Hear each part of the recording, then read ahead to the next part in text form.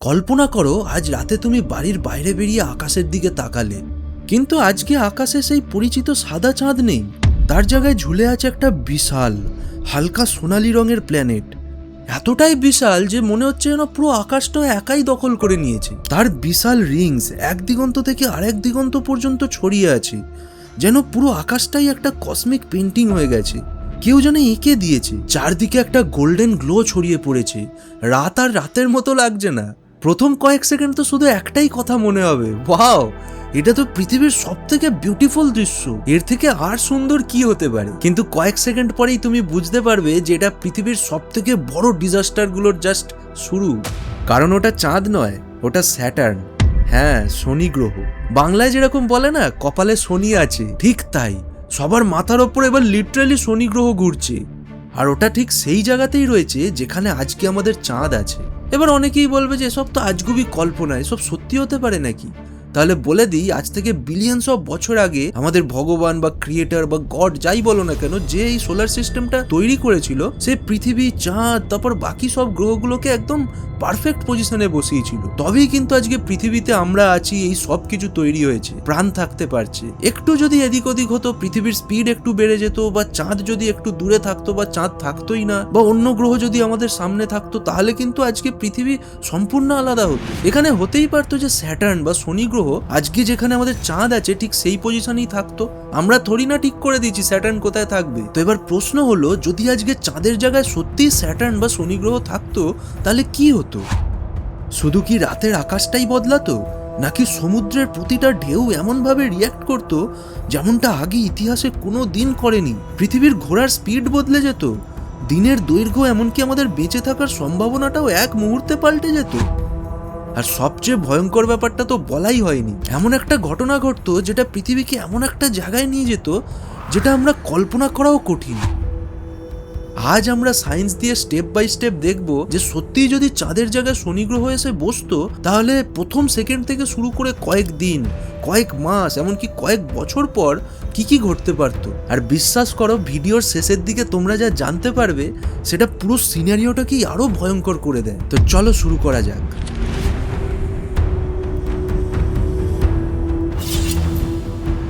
Saturn যদি আজকে সত্যি চাঁদের জায়গায় বসে, তাহলে প্রথমে তো সবাই খুব মুগ্ধ হবে, কিন্তু খুব দ্রুতই সেই মুগ্ধতা পরিণত হবে এক ভয়ঙ্কর আতঙ্কে। কারণ এমন একটা বিশাল প্ল্যানেটের সামনে পৃথিবী থাকা মানেই পৃথিবী আর আগের পৃথিবী নেই। এই সব সিনারিওগুলোর ব্যাপারে জানার আগে আমাদের কিন্তু জানতে হবে যে স্যাটার্ন মানে শনি গ্রহ অ্যাকচুয়ালি কতটা হিউজ। বলতে গেলে কিন্তু চাঁদের সাথে স্যাটার্নের সাইজের কিন্তু কোনো তুলনাই হয় না। আমাদের চাঁদের ডায়ামিটার মানে ব্যাস মাত্র 3474 কিলোমিটার। রাতের আকাশে দেখতে বেশ বড় লাগলেও পৃথিবীর তুলনায় এটা বেশ ছোট, প্রায় 1/3 ধরে নাও। কিন্তু স্যাটার্ন ওটা সম্পূর্ণ অন্য লেভেলের একটা প্ল্যানেট।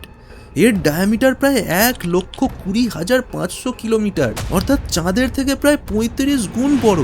একবার জাস্ট কল্পনা করো, যদি স্যাটার্নের সামনে চাঁদকে সত্যি রাখা যায়, তাহলে ঠিক সেই রকমই লাগবে যেন একটা বাস্কেটবলের সামনে একটা ছোট্ট কাঁচের গুলি। আর শুধু তাই নয়, যদি ভলিউমের হিসেব করো, তাহলে স্যাটার্ন গ্রহটার মধ্যে অ্যাকচুয়ালি 37,000-এরও বেশি চাঁদ ঢুকে যাবে। চাঁদ তো দূরের কথা, ছেড়ে দাও, পৃথিবী 700খানা ওর মধ্যে ফিট হয়ে যাবে। কিন্তু আসল অবাক করার বিষয় তো এখনো বাকি। স্যাটার্নের ভর পৃথিবীর ভরের প্রায় 95 গুণ বেশি, আর চাঁদের সাথে তুলনা করলে এটা চাঁদের থেকে প্রায় 7,700 গুণ বেশি। তাই স্যাটার্নের গ্র্যাভিটি শুধু চাঁদের থেকে বেশি নয়, এটা হিউজ, মানে মুখে বলা যাবে না। এর গ্র্যাভিটি এতই পাওয়ারফুল হবে যেটা পুরো পৃথিবীর ডাইনামিক্সই বদলে দিতে পারে লিটারেলি। এরপর আসছে স্যাটার্নের সবচেয়ে আইকনিক জিনিসটা, তার রিংস। যে রিংয়ের জন্য এটা পুরো সোলার সিস্টেমের সব থেকে সুন্দর প্ল্যানেট মানা হয়, সব থেকে বিউটিফুল প্ল্যানেট। দেখো, চাঁদ আর পৃথিবীর দূরত্ব হলো প্রায় 3,84,400 কিলোমিটার, ঠিক আছে, কিন্তু স্যাটার্নের মেন রিং সিস্টেমটা এক প্রান্ত থেকে আরেক প্রান্ত পর্যন্ত প্রায় 2,80,000 কিলোমিটার লম্বা। মানে ভাবতে পারছো, এটা পৃথিবী আর চাঁদের যে ধরো ডিস্টেন্সটা, দূরত্বটা, তার প্রায় কাছাকাছি। তাই চাঁদের জায়গায় যদি স্যাটার্ন সত্যি থাকতো, তাহলে পুরো আকাশ জুড়ে ওটাই, পুরো রিংটাই ডমিনেট করতো। মানে পুরো আকাশ জুড়ে যেন ওটাই আছে শুধু। রাতে আকাশের দিকে তাকালে মনে হতো যেন একটা কসমিক হাইওয়ে চলে গেছে মাথার ওপর দিয়ে। আর একটা ফান ফ্যাক্ট, স্যাটার্ন এত হিউজ তো, এত বড়, কিন্তু তা সত্ত্বেও এর ঘনত্ব মানে ডেনসিটি এতই কম যে কল্পনা করো যদি ইউনিভার্সে এমন কোনো বিশাল বড় কোনো সমুদ্র থাকতো যার মধ্যে স্যাটার্ন ফিট হতে পারতো, তাহলে লিটারালি ওই সমুদ্রের জলে স্যাটার্ন ভাসতো। এতটাই ওর ঘনত্ব কম, কারণ এটা মেনলি হাইড্রোজেন আর হিলিয়াম গ্যাস দিয়ে তৈরি। কিন্তু হালকা মানে এটা ভেবো না যে ওটা কম ক্ষতিকর। এই নরম সফট হিউজ প্ল্যানেটটা যদি চাঁদের জায়গায় এসে বসতো, তাহলে পৃথিবীর এমনভাবে নকশা বদলে দিত যে কোটি কোটি বছরেও আর আগের অবস্থায় ফিরিয়ে নেওয়া যাওয়া যেত না। এটা কোনো সাধারণ রিপ্লেসমেন্ট নয়, এটা এমন জিনিস যেমন ধরো একটা টেনিস বলের জায়গায় তুমি একটা বিশাল পাহাড় বসিয়ে দিয়েছো। আর ঠিক সেই মুহূর্ত থেকেই পৃথিবীর ফিজিক্স আর স্টেবিলিটি সব একে একে ভেঙে পড়তে শুরু করবে। সব থেকে ফ্যাসিনেটিং ব্যাপার, একবার কল্পনা করার চেষ্টা করো যে তখন আকাশটাকে কেমন দেখতে লাগতো, একবার ভাবো জাস্ট। আজ আমরা যে ফুল মুন দেখি তার চেয়ে স্যাটার্নকে প্রায় 35 গুণ বড় দেখাতো। মানে মাথার ওপর দিয়ে একটা বিশাল প্ল্যানেট ঝুলে আছে বলে মনে হতো, এমনকি মনে হতো যেন হাত বাড়ালেই যেন এটাকে ছুঁয়ে ফেলা যাবে। কিন্তু সবচেয়ে অবিশ্বাস্য যে জিনিসটা হতো সেটা হলো স্যাটার্নের রিংস। এগুলো কোনো সরু লাইন মনে হতো না, কিন্তু এত কাছ থেকে এগুলোকে বিশাল চওড়া, স্পষ্ট আর 3D দেখাতো, পুরো 3 ডাইমেনশনাল। আকাশের একদিক থেকে আর একদিক পর্যন্ত ছড়িয়ে থাকা এই রিংস দেখে মনে হতো যেন পুরো পৃথিবীর ওপর একটা কসমিক ব্রিজ তৈরি করে দিয়েছে কেউ। আর তারপর যখন স্যাটার্ন ধীরে ধীরে রোটেট করতো, মানে ঘুরতো, তখন তার রিংয়ের অ্যাঙ্গেলগুলোও পাল্টে যেত, যার ফলে ধীরে ধীরে কিন্তু তোমার আকাশের পুরো দৃশ্যটাই বদলাতে থাকতো। দিনের বেলাতেও আকাশের একটা অংশে স্যাটার্নের রিফ্লেক্টেড লাইট দেখা যেত, আর রাতে আসল অন্ধকার হয়তো কখনো নামতোই না। চারদিকে একটা হালকা গোল্ডেন ইয়েলো আলো ছড়িয়ে থাকতো। অনেক জায়গায় তো সেই আলোতে রাত্রে বই পড়াও সম্ভব হতো, মানে কোনো আলো ছাড়াই রাতে আকাশের আলোয় তুমি বই পড়ছো। স্যাটার্ন এত বড় আর এত উজ্জ্বল হতো যে রাতের আকাশে দেখা অনেক পরিচিত তারাই আর চোখে পড়তো না। হাজার হাজার বছর ধরে যে আকাশ আমরা মানুষরা দেখে এসেছি, সেই আকাশটা যেন এক মুহূর্তের মধ্যে চিরতরে বদলে যেত। কিন্তু দাঁড়াও, আসল খেলা তো এখনো শুরুই হয়নি। আসল বিপদ শুরু হবে ঠিক সেই মুহূর্তে যখন স্যাটার্নের গ্র্যাভিটি ধীরে ধীরে পৃথিবীকে টানতে শুরু করবে নিজের দিকে। দেখো, আজ আমাদের চাঁদের গ্র্যাভিটি কিন্তু সমুদ্রে জোয়ার ভাটা তৈরি করে, কিন্তু স্যাটার্ন, ওর ভর চাঁদের ভরের থেকে 7700 গুণ বেশি। মানে স্যাটার্নের গ্র্যাভিটি এতটাই স্ট্রং হবে, ধরো পৃথিবীর যেদিকটা স্যাটার্নের দিকে মুখ করে থাকবে আর যেদিকটা স্যাটার্নের বিপরীত দিকে থাকবে, এই দুটো দিকে কিন্তু গ্র্যাভিটির পার্থক্য মারাত্মক হবে। আর এর ফলে যা হবে সেটা লিটারালি কল্পনার বাইরে। প্রথমেই সমুদ্রগুলো পাগলের মতো উত্তাল হতে শুরু করবে, মানে যতটা আজ অব্দি মানুষ নিজের লাইফে দেখেছে তার থেকেও অনেক হিউজ, সেই সিনেমার মতো বিশাল জলের ঢেউ তৈরি হবে। অনেক জায়গায় জোয়ারের উচ্চতা শত শত মিটার পর্যন্ত পৌঁছে যেতে পারে। কোস্টাল সিটিগুলোতে শুধু জাস্ট নর্মাল বন্যা হবে না, ওগুলো পুরো জলের নিচে ডুবে যাবে লিটারালি ওই শহরগুলো। আবার কিছুক্ষণ পরেই সেই জলগুলো মারাত্মক স্পিডে পেছনের দিকে আবার ব্যাকে ফিরে যাবে। বিশাল কার্গো জাহাজও কয়েক কিলোমিটার ভেতরে ভেসে চলে যাবে। জোয়ার ভাটা বলতে আমরা আজকে যা বুঝি সেই রকম কিচ্ছুই থাকবে না, চারদিকে শুধু একের পর এক দৈত্যাকার জলের দেওয়াল। নিজেই একবার ভাবো, যদি একটা বোতলে হাফ জল ভরে সেটাকে যদি হালকা করে এরম টোকা মারো, তাহলে সেই জলটা হালকা হালকা করে দুলবে, যেটা চাঁদের ক্ষেত্রে আজকে পৃথিবীতে হচ্ছে। কিন্তু যদি সেই বোতলটাকে তুমি গায়ের জোরে এরকম করে ঝাঁকাও, তাহলে কি হবে? ভেতরের জলগুলো উথাল পাতাল করবে তো। ঠিক সেই রকমই পৃথিবীর জলগুলো হবে যখন স্যাটার্ন এসে যাবে। কিন্তু দাঁড়াও, শুধু জল নয়, পৃথিবীর মাটিও রেহাই পাবে না। স্যাটার্নের গ্র্যাভিটি পৃথিবীর ক্রাস্টকে বারবার টানবে আর চাপ দেবে। শত শত বছর ধরে শান্ত থাকা যে ফল্ট লাইনগুলো হঠাৎ করেই ফেটে যেতে শুরু করবে একের পর এক। কয়েক ঘন্টার মধ্যে পৃথিবীর বিভিন্ন জায়গায় একের পর এক মারাত্মক ভূমিকম্প শুরু হবে, আর টেকটনিক প্লেটের সীমান্তে থাকা অনেক ভলকানোও তখন জেগে উঠবে, কারণ পৃথিবীর ভেতরে চাপ তো হঠাৎ করেই বেড়ে যাবে তখন। কিন্তু সবচেয়ে বড় শক এখনো বাকি। এতদিন পৃথিবী নিজের গ্র্যাভিটির জোরে সূর্যকে অরবিট করছিল, কিন্তু স্যাটার্ন চাঁদের জায়গায় চলে এলে ওর গ্র্যাভিটি এতই ডমিনেন্ট হয়ে যাবে যে পৃথিবী আর নিজের সিস্টেমের মেন প্ল্যানেট থাকবে না। সহজ ভাষায় বললে পৃথিবী না নিজেই স্যাটার্নের একটা চাঁদ হয়ে যাবে। ভাবতে পারছো, কয়েক ঘন্টা আগেও তুমি যে পৃথিবীতে দাঁড়িয়েছিলে, এই পৃথিবী আর সেই পৃথিবী নেই। তোমার পায়ের নিচের মাটি, সমুদ্র, এমনকি যে বাতাসে তুমি শ্বাস নিচ্ছ, সেই সব কিছু এমনভাবে বদলাতে শুরু করবে গ্র্যাভিটির প্রভাবে, যেটা পৃথিবীর ইতিহাসে আজ অব্দি কখনো হয়নি। আর এগুলো ঘটবে জাস্ট কয়েক ঘন্টার মধ্যেই। কিন্তু এরপর যা হবে সেটা আরো ভয়ঙ্কর। যে মুহূর্তে পৃথিবী স্যাটার্নের একটা চাঁদে পরিণত হবে, সেই মুহূর্ত থেকে কিন্তু পৃথিবীর পুরো আইডেন্টিটিটাই বদলে যাবে। এতদিন কি হতো, পৃথিবী নিজের কক্ষপথ ধরে সূর্যের চারপাশে ঘুরতো, তাই তো? কিন্তু এবার আর সেটা হবে না। এবার পৃথিবী স্যাটার্নকে মানে শনি গ্রহকে ঘিরে অরবিট করবে, ঘুরবে, আর শনি গ্রহ আবার সূর্যকে ঘিরে ঘুরবে। মানে পৃথিবী আর নিজের ইচ্ছায় চলবে না, এটাকে একটা বিশাল বড় গ্যাস জায়ান্টের সাথে টেনে নিয়ে যাওয়া হবে।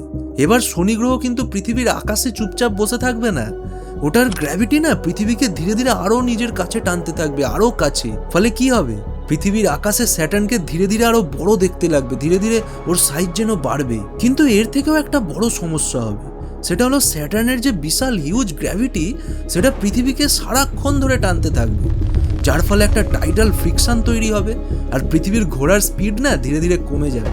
কারণ ওই গ্র্যাভিটির টান পৃথিবীর রোটেশন স্পিডের ওপর একটা ব্রেকের মতো কাজ করবে, তাই ধীরে ধীরে ওর রোটেশন স্পিড পৃথিবীর স্লো হয়ে যেতে থাকবে। ফলে কি হবে, এখন যে আমাদের 24 ঘন্টায় একদিন হয়, সেই এক দিনের দৈর্ঘ্য তখন আরো বাড়তে থাকবে। কয়েক মিনিট নয়, বরং ভবিষ্যতে তো কয়েক ঘন্টা অবধি বেড়ে যাবে। 26 ঘন্টায় একদিন, 30 ঘন্টায় একদিন, এইভাবে বাড়তে থাকবে যত পৃথিবীর স্পিড কমবে। কোটি কোটি বছর ধরে পৃথিবীর যে দিন রাতের সাইকেল, যেটার ওপর পুরো প্রাণ বেঁচে আছে, যেটা দেখে আমরা বড় হয়েছি, বেঁচে আছি, সেই জিনিসটাই পুরো ভেঙে পড়তে শুরু করবে। আর ঠিক এরপরই শুরু হবে ওয়েদার সিস্টেমের নাইটমেয়ার।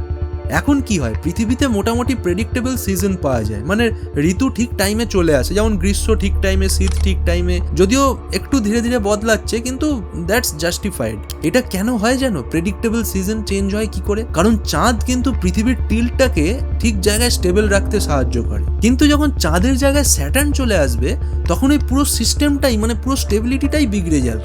বিশাল টাইডাল ফোর্সের কারণে ওশান কারেন্টগুলো এলোমেলো হয়ে যাবে, হিট ডিস্ট্রিবিউশন ভেঙে পড়বে, কোথাও মারাত্মক ঝড় তৈরি হবে, কোথাও বছরের পর বছর বন্যা, আবার কোথাও ভয়ঙ্কর খরা।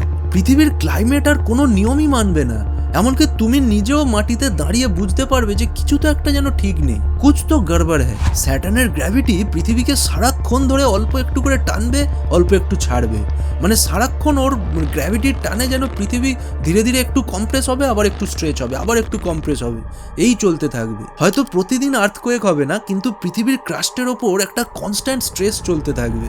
মনে হবে যেন পৃথিবী আর আগের মতো স্টেবল নেই। পৃথিবী তখনও পুরোপুরি ধ্বংস না হলেও আমরা আজকে যে পৃথিবীকে চিনি সেটা পুরোপুরি বদলে যাবে। কিন্তু দাঁড়াও, আমরা তো একটা জিনিস পুরো ভুলেই যাচ্ছি, যেটার জন্য আরো মারাত্মক ভয়ঙ্কর এক সিচুয়েশন ক্রিয়েট হতে পারে। পৃথিবী যখন স্যাটার্নের দিকে ধীরে ধীরে এগোতে শুরু করবে, তখন এমন একটা ডেঞ্জার আসবে সামনে, যেটার কথা তো আমরা ভাবিনি। আমরা তো শুধু ভাবছি শনির চারপাশে একটা ওরকম সুন্দর একটা রিং আছে, কিন্তু আজকের ডেটা অনুযায়ী শনির চারপাশে শুধু ওই সুন্দর রিং নয়, বরং 270-এরও বেশি চাঁদ আছে। এর মধ্যে সবচেয়ে বড় চাঁদটা হলো টাইটান, যার সাইজ হলো ধরো আমাদের যে মার্কারি মানে বুধ গ্রহ তার থেকেও বড়। আবার রিয়া, ডায়ন, টেথিস, লেপটাস এইসবের মতো আরো অনেক চাঁদ আছে, যেগুলোর সাইজ শুধু একটা দেশের মতো নয়, পুরো একটা ছোটখাটো গ্রহের মতো। এবার জাস্ট একবার ভাবো, পৃথিবী যদি সত্যিই শনি গ্রহের একটা চাঁদ হয়ে যায়, তাহলে ওই যে বাকি 270টা চাঁদ আছে, ওই সব চাঁদগুলোর অরবিটের মধ্যেই এবার আমাদের থাকতে হবে। কোটি কোটি বছর ধরে এই সব চাঁদের অরবিটগুলো স্টেবল থাকলেও পৃথিবীর মতো এত বড় একটা গ্রহ হঠাৎ করে শনি গ্রহের চাঁদের লিস্টে নাম লেখালে, ওর মধ্যে ঢুকে গেলে সবার মাঝে, সবার পুরো কক্ষপথ, অরবিট সবকিছু যেন খিচুড়ি হয়ে যাবে, এলোমেলো হয়ে যাবে। আর এদের মধ্যেই একটা জাস্ট চাঁদের অরবিট যদি পৃথিবীর দিকে চেঞ্জ হয়ে যায়, তাহলে সেটাই কিন্তু পৃথিবীর দি এন্ড হওয়ার জন্য যথেষ্ট। ধরো টাইটান বা রিয়ার মতো একটা বড় চাঁদ পৃথিবীর দিকে ধেয়ে আসছে, ইম্প্যাক্ট হওয়ার আগেই তো আকাশে ওটাকে দেখে মনে হবে আর একটা প্ল্যানেট আমাদের দিকে উড়ে আসছে, লিটারালি দেখতে পাবে সবাই। আর যদি কলিশন হয়, তাহলে যে এক্সপ্লোশনটা হবে না, সেটা পৃথিবীর ইতিহাসে হওয়া সমস্ত অ্যাস্ট্রয়েড ইম্প্যাক্টের থেকেও অনেক অনেক বেশি খতরনাক হবে। কয়েক সেকেন্ডের মধ্যেই হাজার হাজার কিলোমিটার জুড়ে সবকিছু জাস্ট বাষ্পীভূত হয়ে যাবে, ভেপোরাইজ হয়ে যাবে। শকওয়েভটা পুরো প্ল্যানেট ঘুরে আসবে, আকাশটা পুরো ধুলো, বরফ আর পাথরে ঢেকে যাবে লিটারালি। বছরের পর বছর সূর্যের আলো তো ঠিকমতো পৃথিবীতেই পৌঁছতে পারবে না। কিন্তু দাঁড়াও, ভেবে নাও শনির কোনো চাঁদ এসে আমাদের আঘাত করলো না, তাহলেও কিন্তু শনি গ্রহের যে রিংটা আছে ওটাই যথেষ্ট খতরনাক।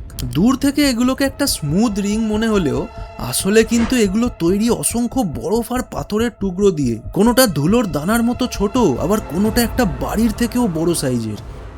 আর পৃথিবী যত শনির কাছে যেতে থাকবে একসময় কিন্তু পৃথিবীর অরবিট ওই শনির রিংয়ের মধ্যে দিয়ে যেতে হতে পারে। তারপর যা হবে সেটা কোনো মিটিওর শাওয়ার নয়, সেটা হবে কন্টিনিউয়াস স্পেস বম্বার্ডমেন্ট। দিনরাত আকাশে আগুনের গোলা ছুটতে থাকবে, অ্যাটমসফিয়ার ফ্রিকশনের কারণে লাল হয়ে জ্বলবে। প্রতি সেকেন্ডে হাজার হাজার হাই স্পিড বরফ আর পাথর পৃথিবীতে আছড়ে পড়বে। দূর থেকে যে রিং এত সুন্দর দেখতে লাগছিল, কাছ থেকে সেটাই পরিণত হবে কোটি কোটি প্রাণঘাতী বুলেটের ঝড়ে। এই স্টেজে এসে পৃথিবীকে শুধু আর অ্যাটাক করা হচ্ছে বলে মনে হবে না, মনে হবে যেন আমাদের পুরো প্ল্যানেটটা নিজেই শনি গ্রহের বিশাল কসমিক মেশিনের মধ্যে ধীরে ধীরে গুঁড়িয়ে যাচ্ছে। তারপর পৃথিবী পৌঁছে যাবে এমন একটা জায়গায় যেটা হবে পয়েন্ট অফ নো রিটার্ন, মানে যেখান থেকে ফেরার আর কোনো সুযোগ নেই। আর এটাকেই সায়েন্টিস্টরা বলে রোস লিমিট। এটাকে সহজ ভাষায় বললে এটা এমন একটা ইনভিজিবল লাইন যেটা ক্রস করার পর কোনো ছোট অবজেক্ট আর নিজের গ্র্যাভিটি দিয়ে নিজেকে ধরে রাখতে পারে না। বড় প্ল্যানেটের গ্র্যাভিটি তখন এতটাই পাওয়ারফুল হয়ে যায় যে সেটা অবজেক্টটাকে আস্তে আস্তে ছিঁড়ে ফেলতে শুরু করে। এবার স্যাটার্ন আর পৃথিবীর ক্ষেত্রে এই রোস লিমিট হলো প্রায় 1,20,000 থেকে 1.5 লাখ কিলোমিটার দূরে শনির সেন্টার থেকে। আর পৃথিবী যদি একবার এই লাইনটাকে ক্রস করে যায় তাহলে গেম ওভার। প্রথমে গিয়েই পৃথিবী ফেটে যাবে না, বরং পৃথিবীর শেপ ধীরে ধীরে বদলাতে শুরু করবে। পৃথিবীর যে দিকটা শনি গ্রহের দিকে থাকবে সেই দিকটাতে বেশি টান ফিল করবে, আর অপোজিট সাইডটায় কম টান ফিল করবে, যার জন্য পৃথিবীর শেপটা না গোলাকার থেকে ধীরে ধীরে একটা ডিম্বাকার শেপ নিতে শুরু করবে। আর এই স্ট্রেচিংয়ের কারণে পুরো প্ল্যানেটের ক্রাস্ট ফেটে যেতে থাকবে। হাজার হাজার কিলোমিটার লম্বা ক্র্যাকস তৈরি হবে, বিশাল বিশাল মাউন্টেন মুহূর্তের মধ্যে ধসে পড়বে, সুপার ভলক্যানো একের পর এক এক্সপ্লোড করতে শুরু করবে। আর সমুদ্রের জল আর পৃথিবীতে আটকে থাকবে না। শনির গ্র্যাভিটি সেই জলকে টেনে নিয়ে স্পেসের দিকে লম্বা উজ্জ্বল স্ট্রিমের মতো পুরো ছড়িয়ে দেবে। জাস্ট কল্পনা করো পৃথিবী যেন নিজের সমস্ত জল পিচকিরির মতো মহাকাশে ছুঁড়ে ফেলে দিচ্ছে। সেই যে বোতলের এক্সাম্পলটা দিয়েছিলাম, এবার ধরো তুমি যদি গায়ের জোরে বোতলটাকে পুরো চেপে এরকম ভাবে চিপসে দাও, তাহলে কি হবে? সেই জলটা স্পিডে ফোর্সে পিচকিরির মতো ওপর দিক দিয়ে বেরিয়ে যাবে, ঠিক সেই রকম। কিন্তু এটা তো সবে শুরু। এরপর শনি গ্রহের গ্র্যাভিটি এতই ওভারপাওয়ারিং হয়ে যাবে যে পৃথিবীর পুরো স্ট্রাকচারটাই ধীরে ধীরে এবার ভেঙে পড়তে শুরু করবে। প্রথমে ক্রাস্টের বিশাল বিশাল অংশ খুলে যাবে, তারপর ম্যান্টেল, তারপর কোর, ধীরে ধীরে পুরো প্ল্যানেটটাই কোটি কোটি পাথর, মোল্টেন মেটাল আর বরফের টুকরোয় ভেঙে যাবে। আর শেষ পর্যন্ত পৃথিবী বলে কোনো প্ল্যানেটই থাকবে না। যে পৃথিবীতে কোটি কোটি বছর ধরে জীবন তৈরি হয়েছে, যেটা আমাদের একমাত্র হোম, সেটাই শনি গ্রহের চারপাশে ঘুরতে থাকা আর একটা রিংয়ে পরিণত হবে। বরফের ওই রিংয়ের সাথে যোগ হবে পৃথিবীর পাথর আর মেটাল দিয়ে তৈরি আর একটা রিং। একবার জাস্ট ভাবো, যেটা শুরু হয়েছিল আকাশে একটা সুন্দর দৃশ্য দিয়ে, সেটা শেষ হবে শুধু মানব সভ্যতা নয়, বরং পুরো পৃথিবী গ্রহটাই মুছে যাওয়ার মাধ্যমে। আর সবচেয়ে ভয়ঙ্কর ব্যাপারটা কি জানো? এটা হতে কিন্তু বছরের পর বছর লাগবে না। যদি শনি গ্রহ এই মুহূর্তে চাঁদের জায়গায় চলে আসে, তাহলে এটা কয়েকদিনের মধ্যেই হয়ে যাবে। এই যা কিছু বললাম, হয়তো এই পুরো ঘটনার পর যে কয়েকজন সার্ভাইভ করতে পারবে তারা হবে হয়তো কয়েকজন অ্যাস্ট্রোনট, যারা তখন ইন্টারন্যাশনাল স্পেস স্টেশন বা অন্য কোনো স্পেস ক্রাফটে থাকবে। তারা দূর থেকে নিজের চোখের সামনে দেখবে যে কিভাবে তাদের একমাত্র হোম পৃথিবী ধীরে ধীরে শনির গ্র্যাভিটির টানে ছিঁড়ে টুকরো হয়ে যাচ্ছে। কিন্তু তাদেরও বেশি দিন থাকতে হবে না, কারণ ফেরার মতো তো আর কোনো প্ল্যানেটই নেই। অবশ্যই এই পুরো ঘটনাটা একটা জাস্ট থট এক্সপেরিমেন্ট। কোনোদিনই স্যাটার্ন এসে এরকম চাঁদের জায়গায় বসে যাবে না। কিন্তু এটা থেকে আমরা একটা কিন্তু দারুণ লেসন পাই।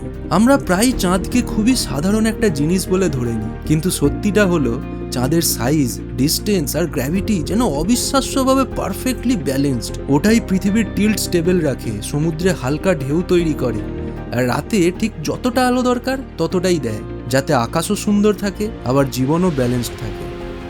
কিন্তু কি হবে যদি শনি গ্রহ চাঁদের জায়গায় না এসে যদি শনি গ্রহটাই এই মুহূর্তে ভ্যানিশ হয়ে যায়? এই নিয়ে যদি ভিডিও চাও নিচে কমেন্টে জানাও, আর এই ভিডিওটা কেমন লাগলো সেটাও জানাও। ভালো লাগলে একটা লাইক করে দাও।